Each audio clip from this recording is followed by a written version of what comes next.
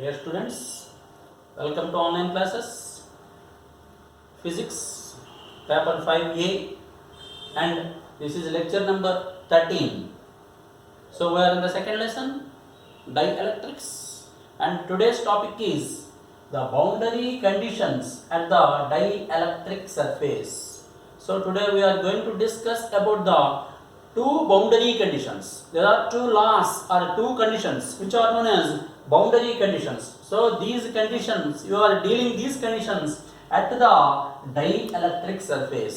So a boundary which is separating two dielectrics.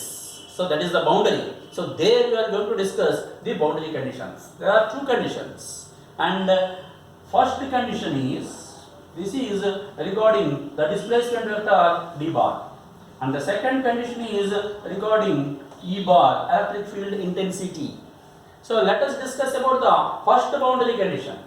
So the first boundary condition statement is, the normal component of the displacement vector is the same or continuous across the charge free boundary between the two dielectrics. అంటే ఒక displacement vector తీసుకుంటే దీనికి two components ఉంటాయి, tangential component and normal component. ఇందులో మనం normal component of the displacement vector తీసుకుని అది ఒక బౌండరీ దగ్గర, ఏం బౌండరీ ఇది, టూ డైరెక్ట్రిక్స్ ని సెపరేట్ చేసే బౌండరీ. ఈ బౌండరీ దగ్గర మనకి ఈ డిస్ప్లేస్మెంట్ వెక్టర్ వాల్యూ ఉంటే నార్మల్ కాంపోనెంట్ రెండు వైపులా కూడా బౌండరీకి సేమ్ గా ఉంటుంది అని చెప్పబోతున్నాం. So that is the statement of the first law or first boundary condition. So ఎట్లా ఉంటుందో చూద్దాం. ఫస్ట్ కండిషన్ చూద్దాము. స్టేట్మెంట్ ఏంటన్నమాట, the normal component of the displacement vector is the same or continuous across the charge free boundary between the two dielectrics. So ఇప్పుడు నేను ఒక boundary తీసుకుంటున్నాను. Suppose this is the small portion of a boundary. రెండు dielectrics ఉన్నాయి, ఇదొక dielectric, ఇదొక dielectric. ఎడపక్కుండే మీడియంని 1 అంటాము, ఎడపక్కుండే మీడియంని 2 అంటాము. ఇక్కడ ఫస్ట్ డైఎలక్ట్రిక్ ఉంది, అది medium 1, this is the second dielectric medium 2. ఇది బౌండరీ. సో పెద్ద బౌండరీ, చాలా పెద్ద ఉంటుంది. ఇందులో ఒక పోర్షన్ తీసుకున్నాను, దీనికి ఏబి అని పేరు పెడుతున్నాను. So A B is the small portion of the boundary which is separating two dielectrics. Namely this is 1 medium 1, this is medium 2. ఈ మీడియం కుండే డైఎలక్ట్రిక్ కాన్స్టెంట్ ని K1 అంటాము, దీనికి ఉండే డైఎలక్ట్రిక్ కాన్స్టెంట్ ని K2 అంటాము. దీనికి ఉండే పెర్మిటివిటీ ε1, ఈ మీడియం ఉండే పెర్మిటివిటీ ε2 అంటాం. సో ఇప్పుడు ఈ బౌండరీ దగ్గర ఏం కండిషన్స్ వ్యాలిడ్ అవుతాయి డీకి సంబంధించి అని స్టడీ చేయబోతున్నాం. అసలు ఈ బౌండరీ కండిషన్స్ దేని గురించి ఇన్ఫర్మేషన్ ఇస్తాట? The boundary conditions give the information regarding the rules governing the behaviour of D and E at the boundary. So వీటి వల్ల అడ్వాంటేజ్ ఏంటంటే, బౌండరీ కండిషన్స్ వల్ల ఇవి రూల్స్ చెప్తాయట. ఈకి డికి ఒక బౌండరీ దగ్గర ఎట్లాంటి రూల్స్ వ్యాలిడ్ అవుతాయి అని చెప్పేదాన్ని బౌండరీ కండిషన్స్. ఎట్లాంటి రూల్స్ వ్యాలిడ్ అవుతాయంటే, డిస్ప్లేస్మెంట్ వెక్టర్ సపోజ్ ఇక్కడ నుంచి ఇక్కడికి వచ్చేసరికి ఎట్లా చేంజ్ అవుతుంది, అట్లాగే electric field intensity E bar, ఇది ఇక్కడ నుంచి ఇక్కడికి వచ్చేసరికి ఒక మీడియంలోకి ఇంకో మీడియం నుంచి ఎంటర్ అయ్యేసరికి దాని వాల్యూ ఎట్లా చేంజ్ అవుతుంది, ఈక్వల్గా ఉంటాయా, చేంజెస్ వస్తాయా, బట్ నార్మల్ కాంపోనెంట్స్ ఎట్లా ఉంటాయి, టాంజెన్షియల్ కాంపోనెంట్స్ ఎట్లా ఉంటాయి, వాటి గురించి చెప్పేదే boundary conditions. The rules governing the behaviour of E and D at the boundary between two dielectrics are known as boundary conditions. So ఇందులో ఫస్ట్ బౌండరీ కండిషన్ మనం statement చెప్పాం, ఇప్పుడు దానికి ప్రూఫ్ ఇవ్వబోతున్నాం. So let us consider a small portion of the boundary AB which is separating two media, namely 1 and 2, and the first medium has a dielectric constant of K1, second medium has a dielectric constant of K2. Similarly, the first medium has a permittivity of ε1 and the second medium has a permittivity of ε2. ఇప్పుడు ఒక displacement వెక్టార్ని D1 first మీడియంలో తీసుకున్నాము, D2ని second మీడియంలో తీసుకున్నాం. దానికి rules ఎట్లా ఉంటాయని మనం స్టడీ చేయబోతున్నాం. మనం తీసుకునే మీడియంస్ ఎట్లాంటివి అంటే, this two media are homogeneous and isotropic. Homogeneous and isotropic for mediums. అసలు హోమోజీనియస్ అంటే ఏంటి? A medium with the same properties at every point is called homogeneous medium. A medium with the same properties at every point is called homogeneous. మరి isotropic అంటే అర్థం ఏంటంటే, ఏ medium having the same properties in all directions is called isotropic. So మనం తీసుకునే medium ఎలాంటిది? homogeneous isotropic. homogeneous అంటే ప్రతి point దగ్గర ప్రాపర్టీస్ అన్నీ కూడా మీడియంలో సేమ్గా ఉంటే దాన్ని హోమోజీనియస్ అంటాము. ఒక మీడియంలో ప్రతి పాయింట్ దగ్గర అన్ని డైరెక్షన్స్లో కనుక దానికి ఉండే వాల్యూస్ కనుక సేమ్గా కనుక ఉన్నట్టయితే, దాని ప్రాపర్టీస్ కనుక సేమ్గా కనుక ఉన్నట్టయితే దాన్ని ఐసోట్రోపిక్ అంటాము. సో మనం తీసుకున్న మీడియం ఎట్లాంటిది? ఈ మీడియం కూడా both the media are assumed to be homogeneous and isotropic. So ఇప్పుడు మనం డిస్ప్లేస్మెంట్ వెక్టార్ ఉండే కండిషన్స్ని మనం స్టడీ చేయబోతున్నాం. దానికోసం ఏం చేస్తున్నాము? ఒక గాసియన్ సర్ఫేస్ని అస్యూమ్ చేసుకోబోతున్నాం. మన గాసియన్ సర్ఫేస్ ఎట్లా ఉంటుంది? సిలిండర్ షేప్లో తీసుకుంటున్నాం. So let us assume a Gaussian cylinder. ఇది గాసియన్ సిలిండర్, నేను తీసుకున్న గాసియన్ సిలిండర్. దీనికి హైట్ తక్కువ ఉండేలాగా తీసుకోవాలి. So let us consider a Gaussian cylindrical surface such that its height is small when compared to its diameter. Diameter తో compare చేస్తే height తక్కువగా ఉండాలి. అట్లా డయాగ్రామ్లో వేసేటప్పుడు కూడా వేయాలి. అట్లాగే మనకి దీనికి చూడండి ఏమేమి ఎండ్స్ ఉన్నాయి దీనికి. This is called curved surface, this is the circular end, this is the circular end. So cylinder ఎట్లా ఉంది? మనకి సిలిండర్ ఉండే కర్వ్డ్ సర్ఫేస్ మన బౌండరీకి నార్మల్గా ఉంది. సో ఎలా తీసుకున్నాం సిలిండర్ని? మనం ఇట్లా తీసుకున్నాం ఆ సిలిండర్ని, ఇట్లా తీసుకున్నాం ఆ సిలిండర్ని మనం చెప్పాలి. అందుకోసం ఎట్లా చెప్పినా మనం ఇలా తీసుకున్నాం కదా సిలిండర్ని. సో దీనికి ఏం చెప్పాలి? Our Gaussian cylinder, the curved surface of the Gaussian cylinder is normal or perpendicular to the boundary. బౌండరీకి పర్పెండిక్యులర్గా ఉంది కర్వ్డ్ సర్ఫేస్. సర్క్యులర్ ఎండ్స్ ఇవన్నీ కూడా మన బౌండరీకి ప్యారలల్గా ఉంటాయి. ఇట్లా తీసుకున్నాం మనకి. సో సిలిండర్లో చూడండి సగం పోర్షన్ ఏమో మీడియం 1లో ఉంది, ఈ సిలిండర్లో సగం పోర్షన్ ఏమో మీడియం 2లో ఉంది. So some part of the cylinder is in the medium 1 and the other part is in the medium 2. So ఇదే డయాగ్రామ్ ఇక్కడ గీసాం. సో ఇప్పుడు మనకి డిస్ప్లేస్మెంట్ వెక్టార్స్ తీసుకుందాం. ఇక్కడ D1 అనే డిస్ప్లేస్మెంట్ వెక్టార్ తీసుకుందాం మీడియం 1లో, D2 అనే డిస్ప్లేస్మెంట్ వెక్టార్ మీడియం 2లో తీసుకుందాం. ఇప్పుడు రెండింటికి రిలేషన్ కావాలి మనకి. D1కి D2కి రిలేషన్ ఏంటి? బౌండరీ దగ్గర. మన బౌండరీ ఎలాంటిది? చార్జ్ ఫ్రీ బౌండరీ మన బౌండరీ అంతా కూడా అన్నమాట. అక్కడ కండిషన్స్ మనం రాబట్టబోతున్నాం. సో ఇదే డయాగ్రామ్ నేను ఇక్కడ క్లియర్గా పెద్దగా వేసాను చూడండి. So this is the AB is the surface which is separating two media, medium 1, medium 2. అట్లాగే ఇక్కడ మనం ఒక గాసియన్ సర్ఫేస్ ని తీసుకున్నాం, cylindrical surface. This is the curved surface. ఈ రెండు కూడా plane ends of the cylinder. Each plane end ఉండే ఏరియా ds అంటున్నాం. ఇందులో D1 అనే డిస్ప్లేస్మెంట్ వెక్టార్ D1 తీసుకున్నాం చూడండి, ఇందులో D2 తీసుకున్నాం. ఈ D1 ని మనకి displacement vector D1 has two components, namely normal component and tangential component. So మనకి రిలేషన్ ఏంటి? The normal component plus tangential component. So D1 bar is equal to, దీన్ని మనం రాసేటప్పుడు D1 అన్నాం కాబట్టి D1n ప్లస్ D1t అని రాస్తాం. సో D1 ఉండే normal component plus tangential component రెండు సమ్ మనకి ఈ వెక్టార్కి ఈక్వల్గా ఉంటుంది. సో ఇక్కడ చూడండి దిస్ ఈజ్ D1 బార్, ఇదిగో దీన్ని నార్మల్ కాంపోనెంట్ కింద టాంజెన్షియల్ కాంపోనెంట్ కింద డివైడ్ చేసాం, రిజాల్వ్ చేసాం.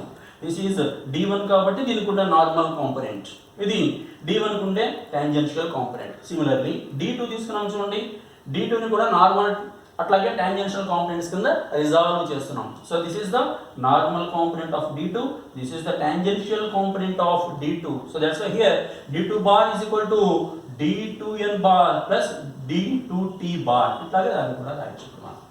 సో ఇప్పుడు D1 బార్ D2 బార్ తీసుకున్నాం మనము. ఇక్కడ రిప్రజెంట్ చేసాం డయాగ్రామ్లో చూడండి, ఇది నార్మల్ కాంపోనెంట్ ఆఫ్ D2. ఈ డైరెక్షన్ అట్లా D2n ఇక్కడ చూపించాను చూడండి, అట్లాగే ఇక్కడ D1n. సో D1 కు ఉండే నార్మల్ కాంపోనెంట్ ఇదంతా కూడా. So normal component of D1. So ఇట్లా ఉంది D1. ఇప్పుడు మనకి వీటి రిలేషన్స్ తీసుకురాబోతున్నాం. నార్మల్ కాంపోనెంట్స్ ఫస్ట్ మీడియంలో ఎలా ఉంటుంది, సెకండ్ మీడియంలో ఎలా ఉంటుంది అని మనం రిలేషన్స్ని మనం ఎస్టాబ్లిష్ చేయబోతున్నాం అనమాట. సో దీనికి మనం యూజ్ చేసుకున్న ఈక్వేషన్ ఏంటంటే మనకు ఆల్రెడీ తెలుసు, దీని ముందు డెరివేషన్లో చేసాము. Line integral of d bar dot ds bar is equal to q. EPD relation దీని ముందు చేసిన రిలేషన్స్లో చేసాం మనం. ఈపీడీ రిలేషన్స్ చేసేటప్పుడు అందులో మనకి ఈక్వేషన్ వస్తుంది. Line integral of d bar dot ds bar is equal to q. ఈ రిలేషన్ మనం యూస్ చేసుకోబోతున్నాము. సో మనం సిలిండ్రికల్ సర్ఫేస్కి ఈ రిలేషన్ యూస్ చేయబోతున్నాం. మన సిలిండర్కి ఏమేమి ఫేసెస్ ఉన్నాయి, ఎన్ని సర్ఫేస్ ఉన్నాయి చూడండి. ఇది ఒక ప్లేన్ అండి, ఇదంతా bottom portion of the cylinder. ఈ పైన చూడండి top portion of the cylinder, ఇదంతా మనకి curved surface of the cylinder.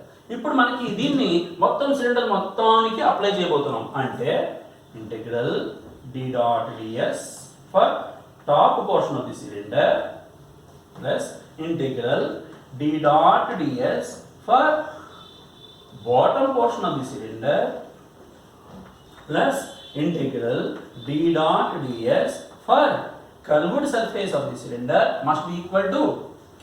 ఇక్కడ చూడండి d dot ds bar is equal to q. So ఇదంతా కలిపి q కి ఈక్వల్ అవ్వాలి.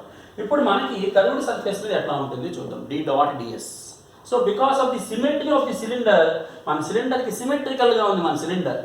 అట్లాగే దీని హైట్ నెగ్లిజిబుల్, కర్వ్డ్ సర్ఫేస్ ఉండే హైట్ నెగ్లిజిబుల్ కాబట్టి ఈ వాల్యూ అంతా కూడా 0 అవుతుంది. ఎట్లా చెప్పచ్చు, రాకపోతే చూడండి d బార్ డైరెక్షన్, ఇక్కడ చిన్న ఏరియా తీసుకుంటే ఇది ds bar direction, d బార్కి ds బార్కి మధ్యలో ఉండే angle 90 degrees. So d dot ds అంటే కర్వ్డ్ సర్ఫేస్ మీద d into ds into cos 90, cos 90 అంటే 0. సో కాబట్టి ఈ కర్వ్డ్ సర్ఫేస్ మీద d dot ds bar value curved surface మీద ఇదంతా 0 అయిపోతుంది. So we can neglect this portion. So only this displacement vector has the value for the top portion of the cylinder as well as lower portion of the cylinder. కాబట్టి దీన్ని మనం neglect చేసుకోవచ్చు. So మనకి ఏం మిగిలింది అనమాట, మనకి ఇది పోయింది కాబట్టి ఈ రెండు portions is equal to q అవుతుంది. సో ఇప్పుడు దీన్ని నెగ్లిజిబుల్ అనుకున్నాం కాబట్టి so this some must be equal to q. ఇదంతా కలిపి రెండు కలిపి q. ఇప్పుడు టాప్కి బాటమ్కి వాల్యూస్ని అప్లై చేద్దాం. టాప్ పోర్షన్ అప్లై చేద్దాం. టాప్ పోర్షన్లో మనకి ఏముంది, d డాట్ dsలో నార్మల్ కాంపోనెంట్ ఉంది చూడండి, అంటే d2n ds. అట్లాగే కింద బాటమ్ పోర్షన్లో చూడండి d1n ఎట్లా ఉంది, కిందకు ఉంది మనకి కాబట్టి మైనస్ అంటాను, మైనస్ d కింద మనకి d1n ds is equal to q. So ఇది మనకి d2n ds minus d1 ds. కాబట్టి ఇంటిగ్రేషన్ కూడా పెట్టుకోవచ్చు. ఇంటిగ్రేషన్ పెట్టుకుంటే వాల్యూస్ కూడా చెప్పచ్చు. cos θ అని వస్తుంది. cos θ ఇక్కడ వాల్యూ అవుతుందంటే 1 అవుతుంది. ఎందుకని d బార్ ds బార్ సేమ్ డాష్లో ఉంటాయి. θ 0 అవుతుంది, cos 0 1 అవుతుంది. d డాట్ ds అంటే d into ds into cos 0, cos 0 1 అవుతుంది, d ఇంటూ ds అంటాం. సో ఇది మనం so d2n ds minus d1 ds is equal to q. So ఇప్పుడు మనకి q అంటే ఏంటి? Q is the charge given to the cylinder. Suppose sigma is the charge per unit area of the cylinder. మనం సిలిండర్కి ఇచ్చిన charge unit ఏరియాలో ఉండే charge ఎంత, sigma. So that must equal to total charge by area. So sigma అంటే charge per unit area, total charge by total area of the each plane cylinder is equal to ds. So that implies Q is equal to sigma into ds. So దీని ఏం రాయొచ్చు అనమాట, sigma into ds. So అటు ఇటు చూడండి ds cancel చేసేయచ్చు. So మనకి ఏం మిగిలింది, d2n minus d1n is equal to sigma. మన ఈ బౌండరీ అనేది ఎట్లాంటిది, చార్జ్ ఫ్రీ బౌండరీ. స్టేట్మెంట్లో చెప్పేటప్పుడు ఏం చెప్తా ఉంటే the normal component of the displacement vector is the same or continuous across the charge free boundary between the two dielectrics. So మన boundary ఎట్లా ఉంటుంది, చార్జ్ ఫ్రీ బౌండరీ, దాని మీద చార్జ్ ఏమి ఉండదు అంటే sigma becomes 0. So this becomes అంటే ఇప్పుడు ఏమైంది మనకి d1n is equal to d2n. అంటే ఏమొచ్చింది, displacement vector in the first medium, that is the normal component of displacement vector in the first medium is equal to normal component of the displacement vector in the second medium. So ante em cheppachu, the normal component of the displacement vector is the same ekkada across the charge free boundary between the two dielectrics ani మనం చెప్పొచ్చు అన్నమాట. This is the first boundary condition. దీనికి కావాలంటే మనం యాక్చువల్గా normal component same అని చెప్పాము, tangential component అయితే సేమ్ కాదని కూడా చెప్పాలి. యాక్చువల్గా ఇది చెప్పకపోయినా పర్వాలేదు కానీ అది కూడా చెప్తాం. చూడండి మనకు రిలేషన్ ఉంది, d is equal to epsilon ఈ. మనకు రిలేషన్ ఉంది కదా, d is equal to epsilon ఈ. మన డెఫినేషన్ చెప్పాడు, డిఈపి రిలేషన్స్ చెప్తూ the electric displacement or is vector can be defined as it is the product of the permittivity of the medium and the electric field intensity epsilon into E. దీని ప్రకారం దీన్ని కనుక apply చేస్తే ఏమొస్తుంది చూడండి, దీనికి epsilon 1 దీని ఏం రాస్తున్నాం, ఎప్సిలాన్ ఇంటూ E అని రాస్తున్నాం. ఎప్సిలాన్ 1 ఇంటూ E1n is equal to D2n కదా, D2 అంటే ఎప్సిలాన్ 2 ఇంటూ E2n అంటే ఏమవుతుంది చూడండి, E1n by E2n is equal to epsilon 2 by epsilon 1 that is not equal to 1.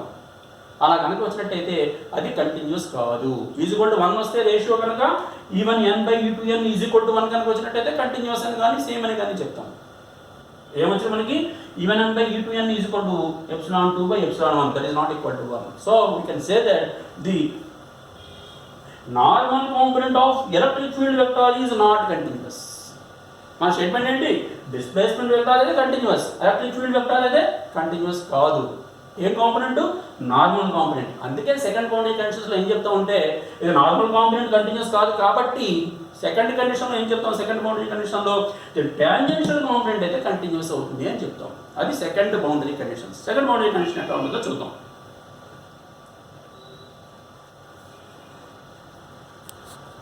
So let us go for second boundary condition.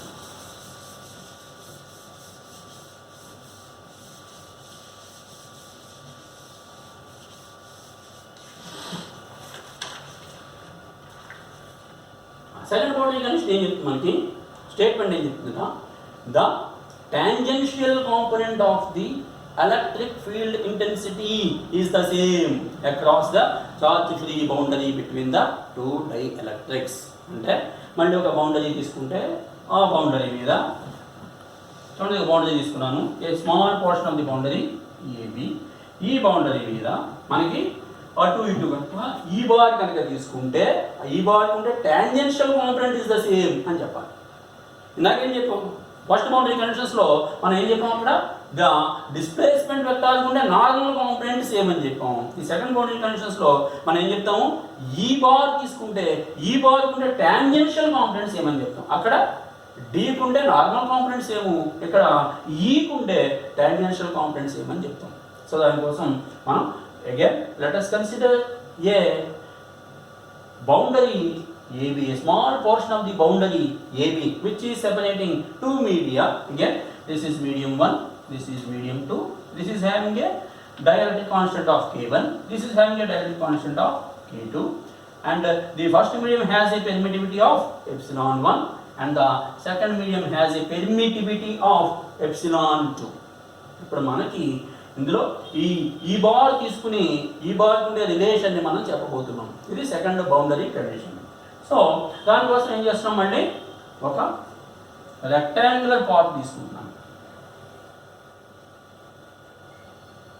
Let us consider a rectangular path. దీనికి ఏదో పేరు పెడతాము, PQRS.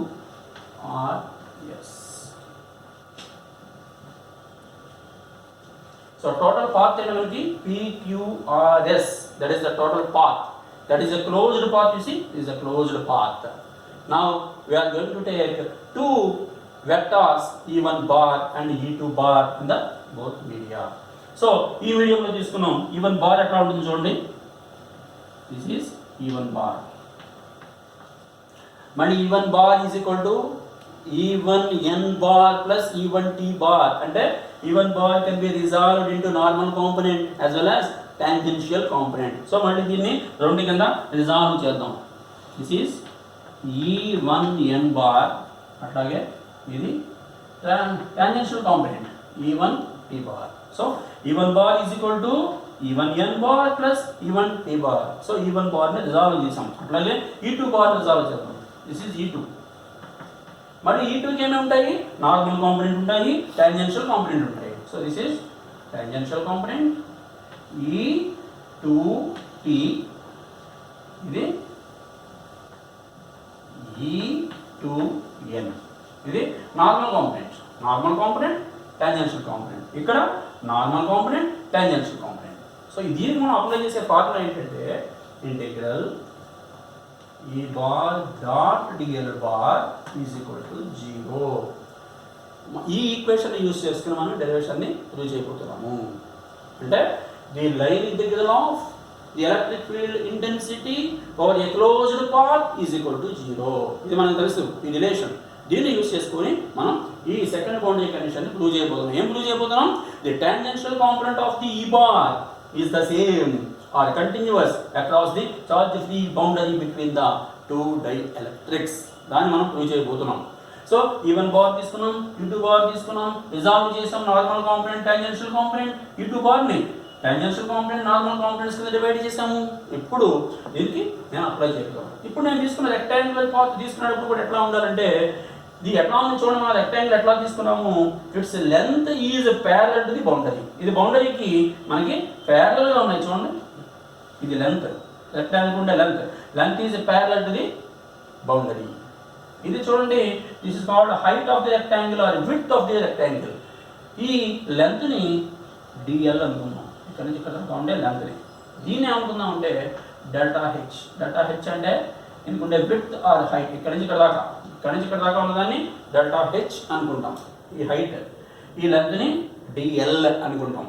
ఈ queue ఏమో DL, అలాగే RS ఏమో DL, RQ ఏమో delta H, SP ఏమో డెల్టా హెచ్. సో ఎట్లా అనుకున్నాం. ఇప్పుడు మనం నార్మల్ కాంపోనెంట్ అంటే ఏంటి, టాంజెన్షియల్ కాంపోనెంట్ ఏంటి, దానికి ఈ బార్కి అప్లై చేయబోతున్నాం. ఈ ఫార్ములాని యూజ్ చేసుకోబోతున్నాం. సో మనకి ఏం తెలుసు? The line integral of E bar or a closed path is equal to 0. So అంటే మనం ఈ పాత్ మొత్తానికి క్లోజ్డ్ పాత్ కాబట్టి ఈ క్లోజ్డ్ పాత్ మొత్తానికి మనం అప్లై చేయబోతున్నాం. ఏటా పాత్ పేరు? PQRS. సో ఈ బార్ 0. ఓకే, ఇప్పుడు దీనికి అప్లై చేయబోతున్నాం ఇంటిగ్రల్. బట్ దీన్ని ఏం చేయొచ్చు? 4 పాత్రల కింద డివైడ్ చేస్తాను. సో PQ ఒకటి ప్లస్ మళ్ళీ Q నుంచి R దాకా ప్లస్ మళ్ళీ Q నుంచి R అయిపోయింది, R నుంచి S, అట్లాగే ప్లస్ S టు P. ఈ bar dot DL bar is equal to 0. ఒక్కొక్క పాత్కి మనం అప్లై చేయబోతున్నాం దీన్ని. సో పీక్యూకి అప్లై చేద్దాం. పీక్యూకి అప్లై చేస్తే ఎట్లా ఉంటుంది చూద్దాం. పీక్యూకి అప్లై చేస్తే చూడండి, పీక్యూ అంటే దీని లెంత్ ఎంత? డిఎల్.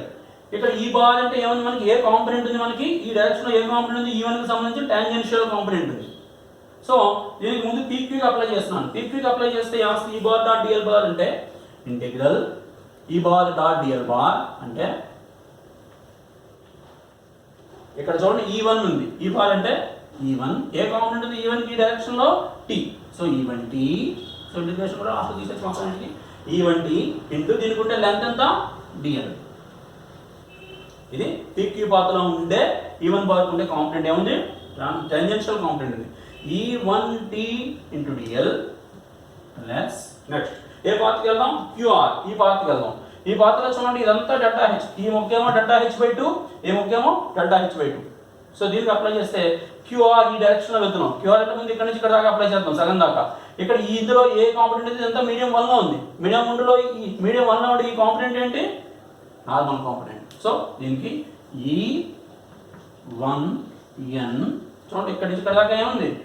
E1n మీడియం 1లో ఉంది కదా. ఇది E1n ఇంటూ దీని హైట్ ఎంత? Delta H. సో మనం ఈ మొక్కకి అప్లై చేస్తాం కదా, ఆ హైట్ ఎంత? డెల్టా హెచ్ బై ఈ పోర్షన్ ఉంది. నెక్స్ట్ ఈ మొక్క అప్లై చేద్దాం. ఈ సగం మొక్కకి అప్లై చేద్దాం. ఇదేమైంది? మళ్ళీ ప్లస్ మళ్ళీ ఇది ఏ మీడియంలో ఉంది? సెకండ్ మీడియంలో ఉంది. సెకండ్ మీడియంలో ఈ కాంపోనెంట్ ఏంటి? ఈ component E2n. So E2n into ఈ ముక్క ఎంత? Delta H by. సో ఈ పాత్ర అయిపోయింది. Next RS కోద్దాం. RS పాత్రలో వెళ్దాం. RS పాత్రలో ఇదేంటిది? ఈ కాంపోనెంట్ ఏంటి? E2T ఇటుపక్క ఉంది. సో ఇటుపక్క వస్తాం కాబట్టి మైనస్ అప్లై చేస్తాం. సో మైనస్ ఏ పాత్రకి అప్లై చేస్తున్నాం? మనం RSకి అప్లై చేస్తున్నాం. మైనస్ ఈ చూడండి ఏముంది? RSలో ఇది సెకండ్ మీడియంలో ఉంది అంటే ఇది E2T అయితే ఇటు ఉంది, ఇటు కాబట్టి మైనస్ E2T ఇంటూ దీనికి ఉండే లెంత్ ఎంత? డిఎల్. సో ఈ పాత్ అయిపోయింది. నెక్స్ట్ ఈ లాస్ట్ పాత్ ఎస్పీలో చూద్దాం. ఎస్పీ అంటే మళ్ళీ 2 ముక్కల కింద ఉంది. ఇదేమో సెకండ్ మీడియంలో ఉంది, ఇదేమో ఫస్ట్ మీడియంలో ఉంది. ఈ హైట్ ఏమో డెల్టా హెచ్/2, ఈ హైట్ ఏమో డెల్టా హెచ్/2. సో ఇటు పక్కకి రావాలి. చూడండి ఇటుపక్క రావాలి, ఇటుపక్క ఏ కాంపోనెంట్ ఉంది చూడండి, ఇది సెకండ్ మీడియంలో. ఇటుపక్క అయితే ఈ 2n ఈ డైరెక్షన్లో ఉంది, మనం ఈ డైరెక్షన్ వస్తున్నాం కాబట్టి మైనస్ అంటాం. మైనస్ ఈ 2n ఇంటూ హైట్ అంతా డెల్టా h/2. నెక్స్ట్ ఈ మొక్క, ఈ మొక్క ఏ మీడియంలో ఉంది, కింద మీడియంలో ఉంది, మీడియం 1లో ఉంది. ఈ మొక్క ఏంటిది, ఈ 1 అనేది ఈ 2, మనం కింద డైరెక్షన్ వస్తాం కాబట్టి మైనస్ వస్తుంది. మైనస్ ఏమొస్తుంది మనకి, ఈ డైరెక్షన్లో వస్తున్నాం, ఈ డైరెక్షన్లో వస్తుంటే ఈ 1n ఇంటూ ఈ హైట్ అంతా delta h/2 is equal to ఎంత 0. ఇప్పుడు చూడండి ఇందులోంచి ఈ 1n ఇంటూ డెల్టా h/2 అట్లాగే ఈ 1 ఇంటూ డెల్టా h/2 మైనస్, సరే రెండు క్యాన్సిల్ అయిపోతాయి. అలాగే ఇక్కడ చూడండి ఈ 2n into delta h/2 minus ఈ 2n ఇంటూ డెల్టా h/2 రెండు క్యాన్సిల్ అయిపోయాయి. సో మనకి ఏమొచ్చింది అనమాట,